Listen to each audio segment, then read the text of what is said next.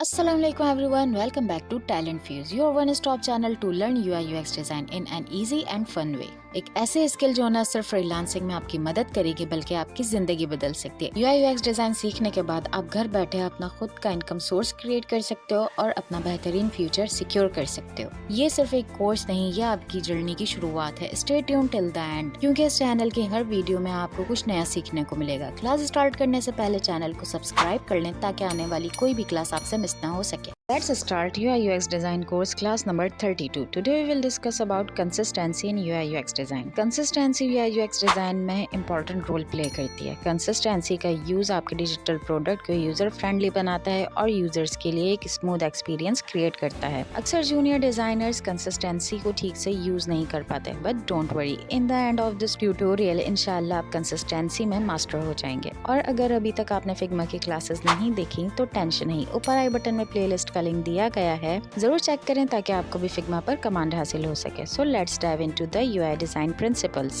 So what is consistency? Consistency refers to maintaining uniformity and predictability across all elements, interactions and behavior within a user interface.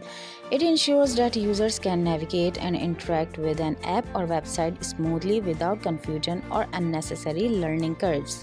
Consistency का मतलब है कि आपके design के हर element में एक तरह का पैटर्न हो, डिज़ाइन का लुक और फील हर स्क्रीन पर सेम हो, जैसे कलर्स, फॉन्ट्स और बटन्स का स्टाइल। और किसी भी डिजिटल प्रोडक्ट को डिज़ाइन करते हुए आपको इंश्योर करना चाहिए कि डिज़ाइन और बिहेवियर में एक यूनिफॉर्म और प्रेडिक्टेबल स्टाइल हो, जैसे कि कलर्स, टाइपफेस, अलाइनमेंट, स्पेसिंग और एलिमेंट्स के स्टाइल कंसिस्टेंट हो। डेली बेसिस पर आप YouTube यूज करते होंगे। कभी आपने नोटिस किया YouTube के हर चैनल पर आपको सब्सक्राइब बटन मिलता है। इसका साइज कलर आपको हर चैनल पर सेम मिलेगा और नेविगेशन आइटम्स आपको बॉटम पर मिलेंगे जिसमें आइकन्स का यूज किया गया है। चाहे आप किसी भी चैनल की स्क्रीन पर हो या फिर होम स्क्रीन पर, नेविगेशन की कंसिस्टेंसी आपको क्विक एक्शन लेने पर हेल्प करती है। इसी तरह अगर हम सोशल मीडिया प्लेटफॉर्म्स से एग्जाम्पल लें तो आपको पोस्ट पर रिएक्ट करने के लिए सेम ऑप्शंस मिलते हैं जिसमें आइकनोग्राफी का यूज किया गया होता है। अब सवाल ये है कि आइकन्स को आप किस तरह कंसिस्टेंटली यूज कर सकते हैं, क्योंकि आइकन्स तो सॉलिड या आउटलाइन होते हैं। अगर आप अपनी एप्लीकेशन में आइकन्स यूज करते हैं या तो आप सॉलिड यूज करेंगे या फिर आउटलाइन आइकन्स पूरी एप्लीकेशन में।